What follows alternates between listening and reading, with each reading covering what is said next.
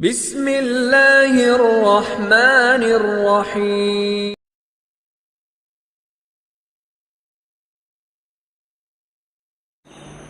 بسم اللہ والحمد للہ والصلاة والسلام علی رسول اللہ۔ رب اشرح لی صدری ویسر لی امری واحلل عقدۃ من لسانی یفقہوا قولی۔ معزز سامعین کرام، قرآن حدیث کلاسز آن لائن اکیڈمی میں ہم آپ کو خوش آمدید کہتے ہیں۔ السلام علیکم ورحمۃ اللہ وبرکاتہ۔ معزز سامعین کرام، حضرت امام شافعی رحمہ اللہ تعالیٰ کے ایک مشہور شاگرد حضرت ربیع بن سلیمان کا ایک واقعہ جو انہی کے ساتھ پیش آیا تھا، آج کے سبق کے اندر وہ آپ حضرات کے سامنے بیان کیا جائے گا۔ ربیع بن سلیمان کہتے ہیں کہ ایک مرتبہ میں حج کے لیے نکلا اور اس کے اندر میرے قافلہ کے اور بھی لوگ شامل تھے۔ تو جب ہم کوفہ میں پہنچے تو وہاں پہ ہم نے اپنا سامان رکھا اور ہم بازار میں خریداری کے لیے چلے گئے۔ تو وہاں پہ ایک ویران جگہ کے اندر میں نے دیکھا کہ مرا ہوا خچر پڑا ہوا ہے اور ایک بوسیدہ حال غربت کے مارے ہوئی عورت وہ اس کا گوشت کاٹ کاٹ کے تھیلے کے اندر رکھ رہی تھی۔ ربیع بن سلیمان کہتے ہیں کہ میں بڑا حیران ہوا اور اس پر میں نے یہ سوچا کہ اس پہ خاموشی اختیار نہیں کرنی چاہیے۔ ممکن ہے کہ یہ عورت یہ گوشت بنا کے لوگوں کو کھلاتی ہو۔ تو میں حقیقت حال جاننے کے لیے اس عورت کے پیچھے پیچھے چل پڑا۔ تو وہ عورت کوفہ کی گلیوں سے ہوتے ہوئے ایک بہت بڑے مکان کے اندر کہ جس کا دروازہ بہت اونچا تھا، اس نے جا کے دروازہ کھٹکھٹایا۔ اندر سے آواز آئی، کون؟ تو اس نے کہا کہ میں بدحال ہوں، جلدی سے دروازہ کھولو۔ تو دروازہ کھولا گیا تو وہ عورت اندر داخل ہوگی، دروازہ بند کر دیا گیا۔ ربیع بن سلیمان کہتے ہیں کہ میں نے وہاں سے ایک سوراخ سے اندر کی جو حقیقت حال ہے وہ جاننے کی کوشش کی۔ تو میں کیا دیکھتا ہوں کہ بڑا پرانا گھر ہے اور وہاں پہ 4 نوجوان لڑکیاں کہ جن کے چہرے سے غربت بالکل عیاں ہے اور بیچاری بھوک کے ماری ہوئی ہیں۔ تو اس عورت نے وہ جو تھیلا ان کے سامنے رکھا اور کہا کہ یہ لو کھاؤ اور تم اللہ کا شکر ادا کرو۔ اس پر وہ جو چاروں وہ لڑکیاں تھیں انہوں نے اس تھیلے میں سے گوشت نکالا اور اس کو کاٹ کاٹ کے بھوننے لگی اور پھر کھانے لگی۔ اس پر مجھ سے رہا نہ گیا تو میں نے آواز دی باہر سے کھڑے ہو کے، اللہ کی بندی ایسے نہ کرو، سوائے ایک فرقے کے مجوسیوں کے کسی کی ہاں بھی یہ حرام کا کھانا جائز نہیں ہے۔ تو وہ عورت کہنے لگی کہ تو کون ہے؟ ہم تو 3-4 سال سے یہاں پہ رہ رہے ہیں اور آج تک ہمارا وہ کسی نے حال نہیں پوچھا۔ ہمیں بھی معلوم ہے کہ حرام کھانا وہ نہیں ہے، لیکن کیا کریں کہ 4 دن ہو گئے ہیں ہم بھوک کے سے وہ رہ رہی ہیں۔ اور تو ہے کون؟ تو اس پر ربیع بن سلیمان کہتے ہیں کہ میں ایک پردیسی آدمی ہوں، حج کے لیے جا رہا تھا۔ تو وہ کہنے لگی، اللہ تجھے جزائے خیر عطا فرمائے۔ مسئلہ یہ ہے کہ ان بچیوں کا باپ وہ ان بچیوں کی شادی کرنا چاہتا تھا، لیکن زندگی نے ساتھ نہ دیا۔ بالآخر وہ دار فانی کو چھوڑ کے دار بقا کا وہ مسافر بن گیا۔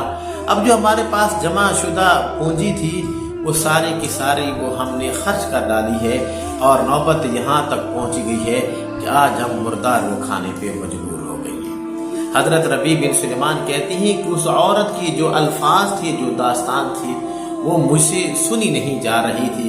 بالآخر میں روتا ہوا اپنے ساتھیوں کے پاس واپس آ گیا اور میں نے اپنے ساتھیوں کو کہا کہ میں نے تو حج کے لیے نہیں جانا، اگر تم نے جانا ہے تو بے شک چلے جاؤ۔ لہذا میں نے وہیں پہ اپنا احرام کھول دیا اور جو کچھ میرے پاس سامان تھا اور تقریباً 600 دینار بھی میرے پاس تھے، اس میں سے 100 دینار کا میں نے آٹا وغیرہ جو اور ضروریات زندگی تھی وہ میں نے خریدی اور باقی جو وہ دینار تھے وہ میں نے اس آٹے کی تھیلی میں چھپا کے رکھ کے اس عورت کے دروازے پہ چلا گیا۔ تو میں نے جب وہاں پہ جا کے وہ دروازہ کھٹکھٹایا تو اس نے دروازہ کھولا تو وہ کہنے لگی، اے ربیع بن سلیمان، اللہ تجھے جزائے خیر عطا فرمائے۔ در حقیقت ہم کوئی عام عورتیں نہیں ہیں، ہم کوئی عام خاندان نہیں ہیں، بلکہ ہمارا جو خاندان ہے وہ سید خاندان ہے اور ہم نبی اکرم صلی اللہ علیہ وسلم کی اولاد میں سے ہیں۔ اور اس پر اس نے پھر آپ کو کچھ دعائیں دی۔ پہلی دعا تو یہ دی، اے ربیع بن سلیمان، اللہ تیرے اگلے پچھلے سارے گناہوں کو معاف فرمائے۔ اور دوسری دعا یہ دی اللہ تجھے جنت میں اعلیٰ مقام عطا فرمائے، اور تیسری دعا یہ دی کہ اللہ رب العالمین تجھے تیرے حج کا بدل عطا فرمائے اور اللہ تیرا حج بھی قبول فرمائے۔ حضرت ربیع بن سلیمان کہتے ہیں کہ میں واپس آ گیا سامان دے کے، تو میں نے کہا میں واپس تو جاتا نہیں، میں یہیں پہ رکا رہتا ہوں، جب لوگ اپنا حج کر کے واپس آئیں گے تو میں ان کا استقبال کروں گا۔ چنانچہ جب حج کا موسم ختم ہو گیا تو حاجی وہ واپس آنا شروع ہو گئے، تو جب پہلا قافلہ وہ گفا کے اندر پہنچا تو میں نے ان کا استقبال کیا اور میں نے ان کو دعا دی کہ اللہ تمہارا حج قبول کرے۔ تو اس پر اس قافلے میں سے ایک آدمی کہنے لگا، اے ربیع تجھے کیا ہوا؟ میدان عرفات کے اندر بھی تو ہمارے ساتھ تھا، اور جب ہم نے جمرات کی ہیں اس وقت بھی تو ہمارے ساتھ تھا، جب ہم نے طواف کیا تو اس وقت بھی تو ہمارے ساتھ تھا، اور آج تو ہمیں کیسی دعائیں دے رہا ہے؟ تو اس پر ربیع بن سلیمان کہتے ہیں کہ میں وہ ہوں کہ جو اللہ کی حاضری سے محروم رہ گیا، اور مجھے بڑا پچھتاوا ہو رہا تھا، مجھے بڑا افسوس ہو رہا تھا کہ میں نے حج کیوں نہیں کیا، اور ساتھ ساتھ میں رو بھی رہا تھا۔ تو بالآخر کچھ دنوں کے بعد وہ جو میرا قافلہ تھا وہ بھی حج کر کے واپس آ گئے، تو میں ان کا استقبال کے لیے جب کوفہ سے باہر نکلا تو میں نے ان کو مبارکباد دی، تو وہ سارے کے سارے کہنے لگے، اے ربیع تو کیسی باتیں کرتا ہے؟ اپنا حج کے جتنے ارکان ہیں سارے کے سارے ان ارکان کے اندر تو ہمارے ساتھ شامل تھا۔ تو پھر اس میں سے ایک آدمی کہنے لگا، ربیع تجھے کیا ہوا؟ یہ دیکھ، جب ہم اپنا نبی اکرم صلی اللہ علیہ وسلم کے روزہ مبارک سے حاضری دے کے جب واپس آ رہے تھے، باب جبرائیل کے پاس بہت زیادہ رش لگا ہوا تھا، تو نے مجھے یہ تھیلی بھی دی تھی امانت کے طور پہ، یہ لے اپنی تھیلی پکڑ۔ جب میں نے اس سے وہ تھیلی پکڑی تو اس کے اوپر وہ لکھا ہوا تھا کہ جو ہمارے ساتھ وہ سودا کرتا ہے تو وہ اسی طرح وہ نفع بھی کماتا ہے۔ ربیع بن سلیمان کہتے ہیں کہ میں بڑا حیران تھا اور بڑی میرے اندر عجیب سی وہ کیفیت تھی۔ خیر سارا دن اسی کیفیت کے اندر وہ گزر گیا، تو رات کو عشاء کی نماز پڑھنے کے بعد وظائف وغیرہ کرنے کے بعد جب میں یعنی کہ مجھے نیند نہیں آ رہی تھی، اسی سوچ میں تھا کہ میں تو حج کے لیے گیا نہیں، لیکن جو بھی قافلے آتے ہیں وہ سبھی کہتے ہیں کہ تو نے ہمارے ساتھ حج کیا ہے۔ تو اسی سوچ کے اندر مجھے نیند آ گئی۔ اللہ اکبر، اللہ اکبر، مجھے نیند آ گئی۔ نبی اکرم صلی اللہ علیہ وسلم کی خواب کے اندر زیارت ہوئی۔ اللہ کے حضور نے فرمایا، اے ربیع بن سلیمان اب تو بتا کہ ہم تیرے حج کے ادا ہونے پہ ہم کتنے گواہ قائم کریں، تو کیوں نہیں بات مان رہا؟ اے ربیع بن سلیمان، جو اللہ رب العالمین نے تجھے آخرت کے اندر وہ بدل دینا ہے، وہ اللہ نے تجھے آخرت کے اندر بدل یہ دینا ہے کہ اللہ رب العالمین نے تیری طرف سے ایک فرشتہ پیدا کر دیے ہے جو قیامت کی صبح تک ہر سال وہ تیری طرف سے وہ حج کرتا رہے گا۔ اور دوسرا، اللہ رب العالمین نے تیرے لیے یہ انعام مقرر کیا ہے کہ جو تو نے 600 دینار دیے تھے، اللہ نے اس کے بدلے میں 600 اشرفیاں وہ تجھے واپس کی ہیں۔ اور وجہ کیا؟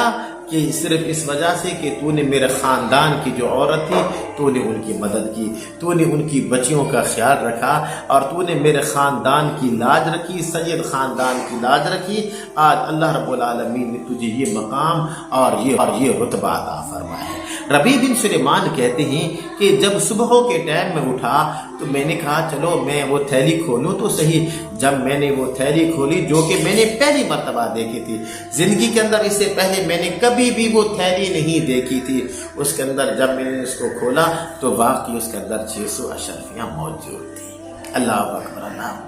معزز سامعین کرام، یاد رکھیے خاندان نبوت بڑا اعلیٰ خاندان ہے، سید خاندان بہت اعلیٰ خاندان ہے، اس لیے ہمیں کوشش کرنی چاہیے کہ جہاں پہ بھی ہمیں سید آل رسول میں سے کوئی مل جائے اس کا ضرور احترام کرنا چاہیے، لیکن واقعی وہ سید ہو، خاندان رسول ہو، بھنگی چرسی مجوسی نہ ہو، اللہ کو ماننے والے ہوں۔ امید ہے کہ آپ کو آج کا ہمارا یہ سبق بہت پسند آیا ہوگا۔ بس اسی کے ساتھ اجازت دیجیے، اپنے بھائی قاری محمد زبیر حسن کو بس جہاں بھی رہیں خوش رہیں، اللہ آپ سب کو اپنی حفظ و امان میں رکھے۔ السلام علیکم ورحمۃ اللہ وبرکاتہ۔